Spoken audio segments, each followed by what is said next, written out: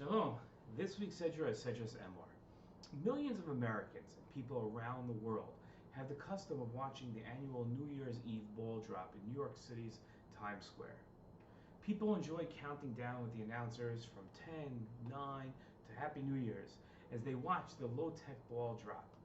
While other cities around the world have fantastic firework displays, no other New Year's custom rivals New York's ball drop. There's something about a count that just simply excites people. The Torah utilizes counting in many different mitzvot. The Torah begins with a count and the telling of creation. It isn't enough for God to tell what was created. It's important to recount the 6 days of creation and what was counted on each and every day. When Avram is commanded to circumcise himself and his sons, he's told to count until the 8th day. The same 8-day count is used for an animal to be offered on the altar. It's not allowed to be offered before it's 8 days old. And when it comes to Shabbat and festivals, counts are also used to enhance the days of celebration. We count 7 days until we celebrate Shabbat. And don't think it's just an automatic count that when we get to the 7th day, it's Shabbat. Ramban maintained that there's a mitzvah to count each day of the week in the context of Shabbat by reciting. For example, on a Monday, we say today is the 2nd day to Shabbat. Many people have the custom of reciting this sentence at the end of Shacharit before the Shir Shel Yom. Hanukkah wouldn't seem like Hanukkah if we didn't add a candle to our Hanukkah lights each night, reminding us which night of Hanukkah we're celebrating that day. Sukkot and the Beit HaMikdash had a different count of offerings based on which day of Sukkot it was, again emphasizing the count of each day of Sukkot.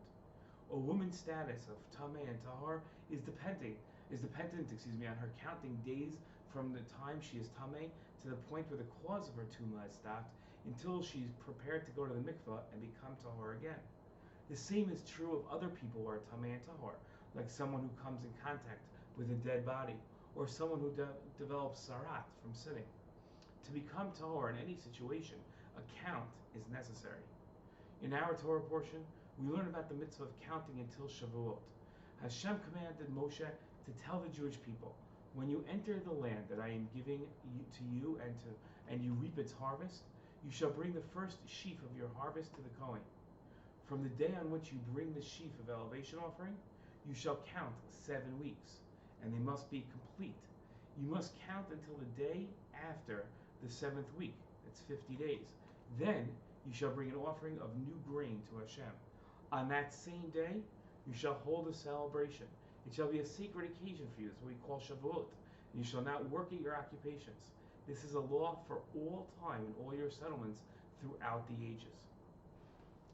In his commentary to the mitzvah of counting until Shavuot, Cheskuni wrote, the reason why the Torah doesn't spell out in which month this festival occurs and on what date of this month, like all other festivals, right? It's as if it had done so, right? If the Torah had said you should celebrate on the 6th of Sivan, the people would not have been counting weeks and days, but would simply have contented themselves with observing the festival on its appropriate date.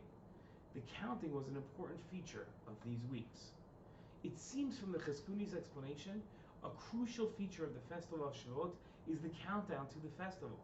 Making the countdown a crucial feature of the festival is consistent with the other important counts in the Torah. It's easy to dismiss counts as the means to a more important end, but it's clear from the Torah that counts enhance the festival of Shavuot by allowing us 7 weeks to anticipate the joy of the festival. This is more than a means to an end. The count is an end itself.